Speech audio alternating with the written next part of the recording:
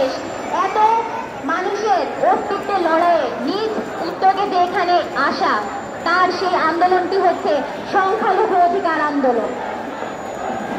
আমাদের 8 দফা দাবি সকলের আলোচনা এবং বিচার বিবেচনায় আমরা প্রস্তুত করেছি, চেষ্টা করেছি সবার কথা ভেবে সবকিছু করার, এবং এই দাবিগুলো আমরা বর্তমান যে তত্ত্বাবধায়ক সরকার এবং বৈষম্য বিরোধী ছাত্র আন্দোলনের যারা সমন্বয়ক তাদের কাছে জানাচ্ছি।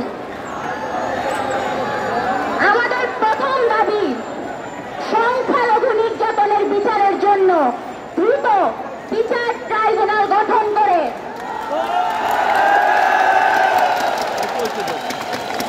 দোষীদের দ্রুততম সময়ে উপযুক্ত শাস্তি প্রদান, ক্ষতিগ্রস্তদের উপযুক্ত ক্ষতিপূরণ প্রদান ও পুনর্বাসনের ব্যবস্থা করতে হবে। আমাদের দ্বিতীয় দাবি অনতিবিলম্বে সংখ্যালঘু সুরক্ষা আইন প্রণয়ন করতে হবে। আমাদের তৃতীয় দাবি সংখ্যালঘু বিষয়ক মন্ত্রণালয় গঠন করতে হবে। আমাদের চতুর্থ দাবি হিন্দু ধর্মীয় কল্যাণ ট্রাস্টকে হিন্দু ফাউন্ডেশনে উন্নীত করতে হবে। পাশাপাশি বৌদ্ধ ও খ্রিস্টান ধর্মীয় কল্যাণ ট্রাস্টকেও ফাউন্ডেশনে উন্নীত করতে হবে। 5 দেবোত্তর সম্পত্তি পুনরুদ্ধার ও সংরক্ষণ আইন প্রণয়ন এবং অর্পিত সম্পত্তি প্রত্যর্পণ আইন যথাযথ বাস্তবায়ন করতে হবে।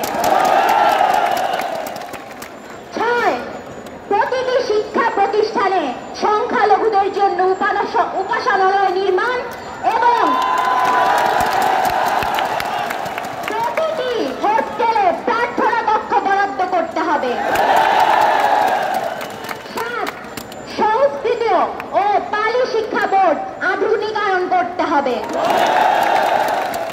8 শারদীয় দুর্গাপূজা 5 দিন ছুটি দিতে হবে।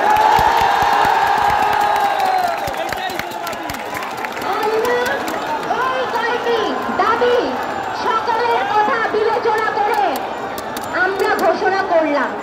আমাদের তত্ত্বাবধায়ক সরকার এবং বৈষম্য বিরোধী ছাত্র আন্দোলনের কাছে আমরা আহ্বান জানাই, দ্রুত এই পদক্ষেপগুলো বাস্তবায়নে আলোচনায় বসতে হবে আমাদের সাথে,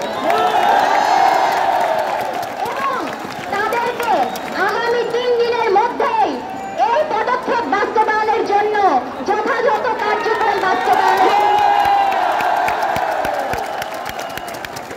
এর পরবর্তীতে যদি আমাদের দাবিগুলো না মেনে নেওয়া হয়, আমরা পরবর্তী কর্মসূচি ঘোষণা করব এবং রাজপথ ছাড়ব না। আমরা একটা শান্তিপূর্ণ সমাধান চাই।